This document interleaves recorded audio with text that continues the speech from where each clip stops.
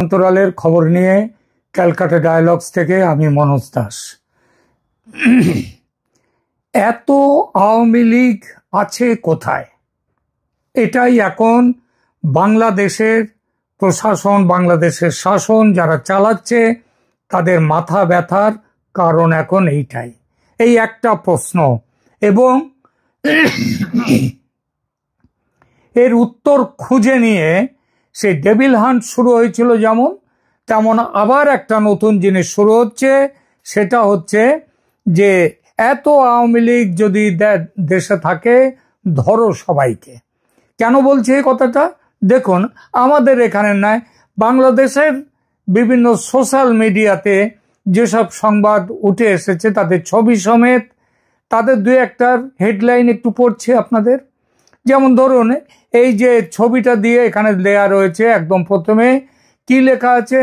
থামছেই না আওয়ামী লীগের মিছিল, গোয়েন্দা তৎপরতা নিয়ে প্রশ্ন।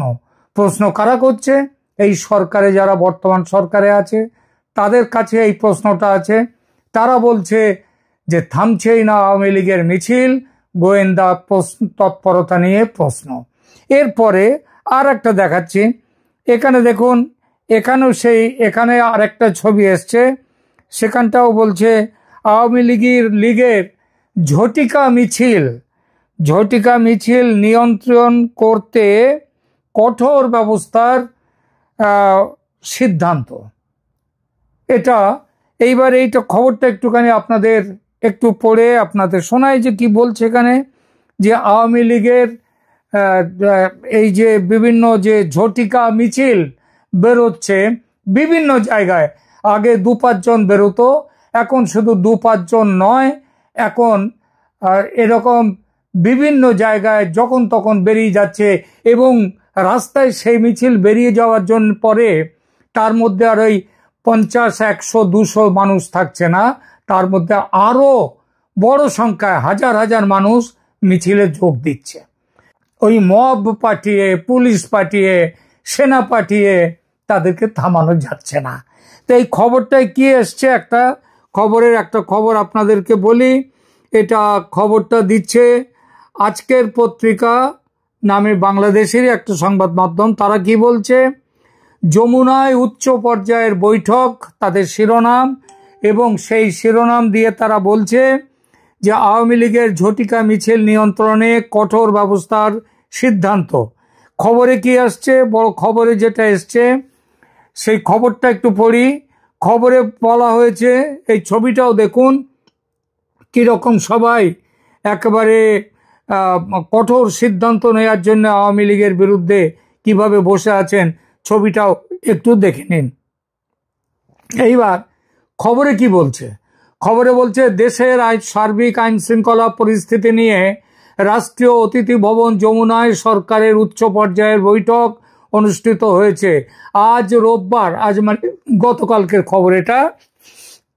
আজ রোববার অন্তর্বর্তী সরকারের প্রধান উপদেষ্টা ডক্টর মোহাম্মদ ইউনূসের সভাপতিত্বে এই বৈঠকে কার্যক্রম নিষিদ্ধ থাকলেও আওয়ামী লীগের ঝটিকা মিছিলের বিরুদ্ধে কঠোর আইনি ব্যবস্থার সিদ্ধান্ত হয়। বিকেলে ফরেন সার্ভিস একাডেমিতে আয়োজিত সংবাদ সম্মেলনে প্রধান উপদেষ্টার প্রেস সচিব শফিকুল আলম বৈঠকের বিষয়ে বিস্তারিত তুলে ধরেন। প্রেস সচিব বলেন, গত কিছুদিনে কিছু ঘটনা ঘটেছে, তার আলোকে এই বৈঠক হয়। কার্যক্রম নিষিদ্ধ থাকলেও আওয়ামী লীগের ঝটিকা মিছিল বেরোচ্ছে। প্রধান উপদেষ্টার সঙ্গে বৈঠকে ঝটিকা মিছিল সহ বেআইনি সমাবেশের বিষয়ে মনিটরিং জোরদারের সিদ্ধান্ত হয়েছে। এর নেপথ্যে যারা সক্রিয় রয়েছেন তাদের বিরুদ্ধে কঠোর আইনি ব্যবস্থা নেওয়া হবে। শফিকুল আলম আরও বলেন, রাজনৈতিক দলগুলো যাতে নিজেদের মধ্যে ভালো সম্পর্ক বজায় রাখে এবং নির্বাচন ঘিরে যাতে কোথাও কোনো ধরনের নিরাপত্তাজনিত ঘটনা না ঘটে সে বিষয়ে সবাইকে সতর্ক থাকার আহ্বান করেন প্রধান উপদেষ্টা। তিনি রাজনৈতিক দলগুলোর মধ্যে আরও নিবিড় সম্পর্ক গড়ে তোলার বিষয়ে জোর দেন। শফিকুল আলম বলেন, দেশ যখন নির্বাচনের দিকে এগোচ্ছে এবং জুলাইয়ের হত্যাযজ্ঞের সঙ্গে জড়িত ব্যক্তিদের বিচার প্রক্রিয়া যখন দ্রুত এগোচ্ছে, তখন পতিত পরাজিত ফ্যাসিবাদী শক্তি মরিয়া ও বেপরোয়া হয়ে পড়ছে। তারা দেশের সার্বিক শান্তি শৃঙ্খলা বিনষ্ট করতে এবং গণতান্ত্রিক অগ্রযাত্রাকে ব্যাহত করতে সব শক্তি নিয়ে মাঠে নামছে। বিষয়টি নিয়ে বৈঠকে আলোচনা হয়। এটা এখন আইন শৃঙ্খলা পরিস্থিতি নয়, জাতীয় নিরাপত্তা ইস্যু হয়ে দাঁড়িয়েছে। এই বিষয়টা নিয়ে দু চার কথা এখানে বলি। সেটা হচ্ছে সার্বিক শান্তি শৃঙ্খলা বিনষ্ট করতে। আচ্ছা বলুন তো, বাংলাদেশে কোনো শান্তি শৃঙ্খলা বলে, আইনের শাসন বলে কিছু আছে? গণতান্ত্রিক ব্যবস্থা বলে কিছু আছে? বিচার ব্যবস্থার স্বাধীনতা বলে কিছু আছে? কিচ্ছু নেই। তবু বলা হচ্ছে যে আওয়ামী লীগ নাকি এগুলো ধ্বংস করবে। এবং এখানে বলছে কি বলা হলো, এটা আইন শৃঙ্খলার বিষয় নয়, এটা জাতীয় নিরাপত্তার ইস্যু হয়ে দাঁড়িয়েছে। এর থেকে একটা জিনিস প্রমাণ হচ্ছে যে এই সরকার ভয় পেয়ে গেছে। আর আওয়ামী লীগ ওই ২-৫টা ঝটিকা মিছিল এখানে ওখানে বার করা তা নয়, সেটা শয়ে শয়ে ঝটিকা মিছিল সারা দেশ জুড়ে বেরোচ্ছে। এবং তার ফলে এরা এখন কি করছে, কি করবে, এটা এখন আইন শৃঙ্খলার প্রশ্ন বলছে না, বলছে এটা হচ্ছে জাতীয় নিরাপত্তার ইস্যু। যেন আওয়ামী লীগ দেশটাকে দখল করলে দেশের জাতীয় নিরাপত্তা সেটা বিঘ্নিত হবে। প্রেস সচিব বলেন, আবার খবরে আসি, প্রেস সচিব বলেন ক্রমাগতভাবে নিরাপত্তা পরিস্থিতি মনিটর করার জন্য নিরাপত্তা বাহিনীর মধ্যে সমন্বয় বাড়ানোর কথা বলা হয়েছে এবং যে কোনো পরিস্থিতি মোকাবিলায় প্রশাসনকে আগাম প্রস্তুতি রাখতে হবে। এর পাশাপাশি ডাকসু নির্বাচন যাতে ওই ঢাকা ইউনিভার্সিটির স্টুডেন্টস ইউনিয়নের যাতে শান্তিপূর্ণ উৎসব মুখর পরিবেশ হয়, সেজন্য বিশ্ববিদ্যালয় প্রশাসনকে সর্বাত্মক সহযোগিতা দেওয়ার নির্দেশ দিয়েছেন প্রধান উপদেষ্টা। সম্প্রতি রাজবাড়ির ঘটনার বিষয়ে প্রধান উপদেষ্টার উপপ্রেস সচিব আবুল কালাম আজাদ মজুমদার বলেন, এ পর্যন্ত 7 জনকে গ্রেপ্তার করা হয়েছে। এই 7 জনের মধ্যে অন্তত 2 জন স্থানীয় আওয়ামী লীগের রাজনীতির সঙ্গে জড়িত। ভাষাটা লক্ষ্য করুন, 7 জনকে রাজবাড়ির ঘটনায়, ওই মিছিল সংক্রান্ত ঘটনায় 7 জনকে গ্রেপ্তার করা হয়েছে। এই গ্রেপ্তার 7 জনের মধ্যে 2 জন হচ্ছেন আওয়ামী লীগের কোনো নেতা নন, তারা সাধারণ কর্মী, সাধারণ মানুষ এবং আওয়ামী লীগের রাজনীতির সঙ্গে জড়িত। তারা কেউ দলের সদস্য সম্ভবত নয়।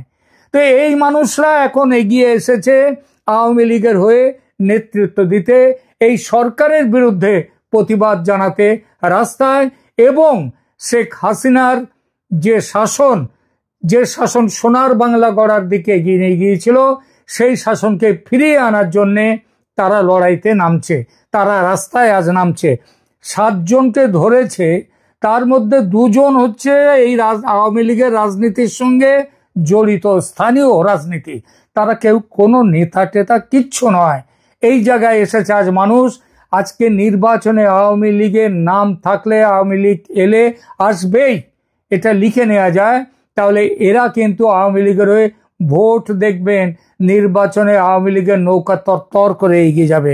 এখানে আর কি বলেছেন তিনি, ওই যে উপপ্রেস সচিব আবুল কালাম আজাদ মজুমদার, তিনি বলেছেন ভিডিও ফুটেজ পর্যালোচনা করা হচ্ছে, পুলিশ জানিয়েছে যারাই এর সঙ্গে জড়িত তাদের বিরুদ্ধে ব্যবস্থা নেওয়া হবে। 2 জন আওয়ামী লীগের রাজনীতির সঙ্গে জড়িত, আর 5 জন তারা রাজনীতির সঙ্গে জড়িত নয়, কিন্তু তারা মিছিলে ছিল, তারা রাস্তায় এসেছিল। ভয়টা এখানে যে এত করেও, এত অত্যাচার চালিয়েও, ডেভিল হান্ট করেও, মবকে খেপিয়ে দিয়ে, আওয়ামী লীগ কর্মীদের মেরে ফেলে, আওয়ামী লীগ কর্মীদেরকে ঘর বাড়িতে আগুন জ্বালিয়ে তাদের সম্পত্তি লুট করেও আওয়ামী লীগকে থামিয়ে রাখা যায়নি। কারণ আওয়ামী লীগকে থামিয়ে রাখা, আওয়ামী লীগ তারা আজকে দেশের মানুষ, তারা আজকে বাঁচার জন্যে তারা রাস্তায় এসে দাঁড়িয়েছেন এবং এই বাঁচার লড়াই থেকে তাদেরকে আর কেউ হটাতে পারবে না। তাই যতই এই সরকার দমন পীড়ন মূলক ব্যবস্থা যত নিন, মনে রাখবেন আওয়ামী লীগকে, আওয়ামী লীগের কর্মীদের, এই সাধারণ মানুষের এই জেগে ওঠাকে থামাতে পারবে না। আর ফেব্রুয়ারির নির্বাচন, সেই নির্বাচন যাতে না হয় তার জন্যে এই সরকার অনেক কিছু করছে, আবার ভারত বিরোধী স্লোগান আবার বাড়িয়ে দিয়েছে। গত শনিবার দিল্লির একটি সাধারণ সেমিনার নিয়ে এই সরকার কতটা ভয় পেয়েছে এবং বাংলাদেশে কিভাবে ভারত বিরোধী মনোভাবকে আবার বাড়িয়ে দেওয়া হচ্ছে সে সম্পর্কে বলা হয়েছে, সে সম্পর্কে বলেছি। আজকে একটু আগেই ভিডিওটা দিয়েছি, দেখে নেবেন। আর একটা কথা, সেটা হচ্ছে আওয়ামী লীগকে বাদ দিয়ে নির্বাচন যে হবে না, ভারত সেটা স্পষ্ট বলে দিয়েছে এবং এজন্যে ভারতকে যা করতে হয় তাই করবে ভারত। সুতরাং চিন্তার কোনো কারণ নেই। আওয়ামী লীগের যারা আছেন, ওই যে প্রথমে আমি ক্যাপশন দিয়েছি না, যে এত আওয়ামী লীগ আছে কোথায়? আওয়ামী লীগকে দমন করা যাবে না। আওয়ামী লীগ ছড়িয়ে আছে সারা দেশে এবং ঠিক সময় হলে তারা রাস্তায় নামতে শুরু করেছে।